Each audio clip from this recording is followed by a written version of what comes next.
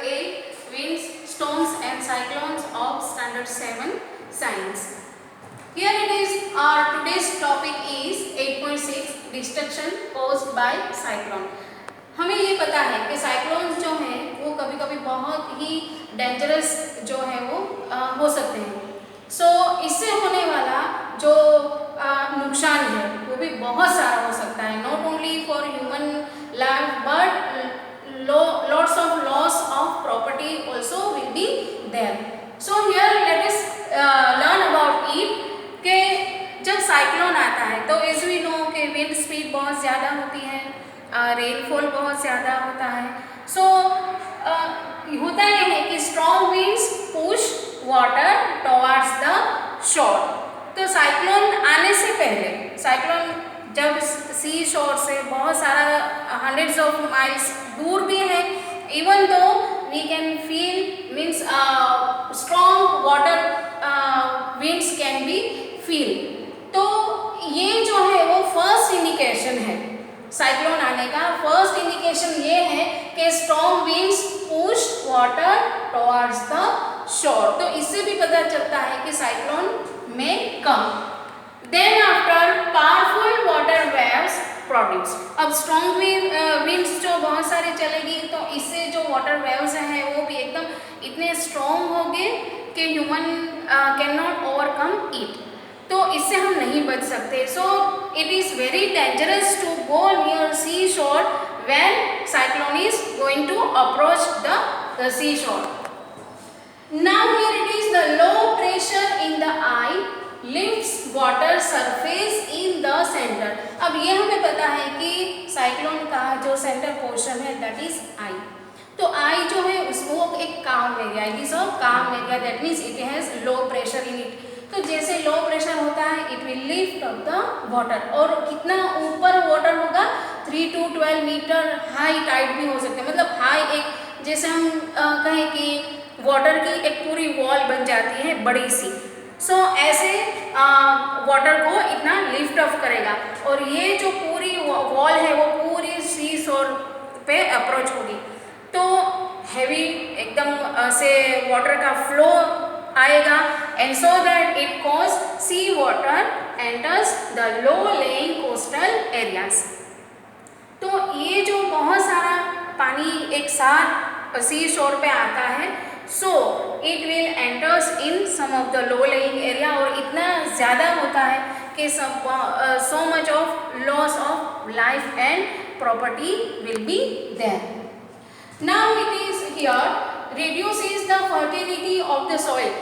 सी shore पे जो ये पानी बहुत सारी एकदम हैवी स्ट्रॉन्गली जब अफेक्ट करता है, so not only life and property loss will be there but sea water is a salty water. तो जब ये आसपास के एरिया में पूरा फैल जाएगा तो जो वहाँ की लैंड है उसकी फर्टिलिटी पे भी इफेक्ट करेगा. So that in that case it will reduce the fertility. Then heavy rainfall will be there. As we know कि जब साइक्लोन का फॉर्मेशन होता है तो जो विंड जो है ऊपर जाती है, it will rise up having water droplets in it. और साइक्लोन का जो फॉर्मेशन है it is very heavy thick cloud. तो विंड के साथ साथ हैवी रेनफॉल भी होगा. सो हैवी रेनफॉल की वजह से फ्लड सिचुएशन जो है वो क्रिएट होगी. तो ये भी एक दूसरी एक बहुत बड़ी इफेक्ट होती है जब साइक्लोन जो है वो अप्रोच होता है किसी भी सी कोस्ट पे. Now ट्रेमेंडस loss of life and property. Life and property मतलब लाइफ का तो बहुत सारा लॉस होता ही है, बट प्रॉपर्टी दैट मीन्स बहुत सारे हाउसेज जो हैं, बहुत सारे ट्रीज जो है that means it will uproot. Pole है दैट मीन्स कम्युनिकेशन जो सर्विसेज है उस पर भी बहुत बड़ा असर होता है. तो कई बार ऐसा होता है कि जहाँ पे साइक्लोन आता है वहाँ का एरिया जो है पूरा दूसरे एरिया से डिस्कनेक्ट हो जाता है. दैट मीन्स कम्युनिकेशन डिवाइसेस कोई भी काम करते नहीं, ना कोई इलेक्ट्रिसिटी जो है वो वर्क करती है. तो ये भी एक बहुत बड़ा लॉस है. नाउ जो साइक्लोन है हम इसे साइक्लोन के नाम से जानते हैं, लेकिन साइक्लोन को दूसरे कोई और नाम से भी जाना जाता है. फॉर एग्जाम्पल अमेरिकन कॉन्टिनेंट्स जो है वहाँ पे साइक्लोन को हरिकेन के नाम से जाना जाता है, और जो फिलीपींस, जापान, ये सारे जो एरियाज़ है वहाँ पे साइक्लोन को टाइफून के नाम से भी जाना जाता है। अब नाउ जैसे एक साइक्लोन वैसे ही एक दूसरा भी स्टॉर्म है, दैट इज टॉर्नेडोज। अब टॉर्नेडोज जो है ना उसका शेप थोड़ा अलग होता है। साइक्लोन का हमें पता है कि एक थिक क्लाउड है और इसके बीच में एक आई एरिया है, लेकिन जो टॉर्नेडो है वो एक फनेल शेप का एक ऐसा एकदम वर्लिंग जैसा एक एयर होती है, and this kind of structure it has, that means from sky to land, वहाँ तक पूरा एकदम फैला होता है। So the shape of it is a dark funnel shaped cloud. Actually the tornado is a dark funnel shaped cloud. अब हर बार ऐसा नहीं होता कि टोर्नेडो जो है वो एकदम स्ट्रॉन्ग होते हैं या डिस्ट्रक्टिव होते हैं, all the time it does not happen, but it may be जो इसका डायमीटर है मे बी 1 मीटर और बहुत सारा 1 किलोमीटर तक भी उसका फैला होता है। सेम में उसकी स्ट्रेंथ भी बहुत ही एकदम लो स्ट्रेंथ से एकदम डिस्ट्रक्टिव तक बहुत हैवी स्ट्रॉन्ग उसकी जो है वो होती है। Now it forms from sky to the ground. It is violent tornado.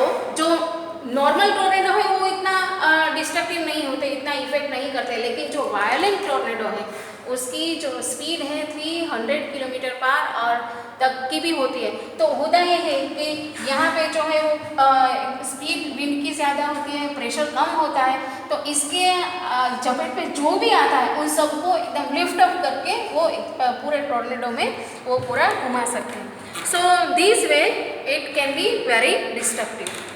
In India जो टोर्नेडोज जो है ना वो इंडिया के लिए मोस्टली इंडिया में नहीं होते, लेकिन जो साइक्लोन है वो मोस्टली इंडिया में बहुत सारा सी शोर जो है वो बहुत सारा एरिया जो है वो सी शोर से कवर्ड है। सो साइक्लोन जो है वो इंडिया में बहुत बार अप्रोच होते हैं, और उसमें भी ज़्यादातर जो ईस्टर्न कोस्ट है वहाँ पे वहाँ पे जो साइक्लोन है वो बहुत बार अप्रोच होते हैं और वो समटाइम डिस्ट्रक्टिव भी होते हैं। जो इसका एक एग्जांपल हमें पता है कि असम में बार बार साइक्लोन्स आते रहते हैं। So east coast is vulnerable to cyclones in India, but western coast जो है, यहाँ का जो वेस्टर्न कोस्ट है वहाँ पे साइक्लोन इतना इफेक्ट करता नहीं। West coast is less vulnerable in terms of intensity and frequency. So this way we learn about how tornado can be destructive and how the cyclone cause very destruction in our life. Thank you.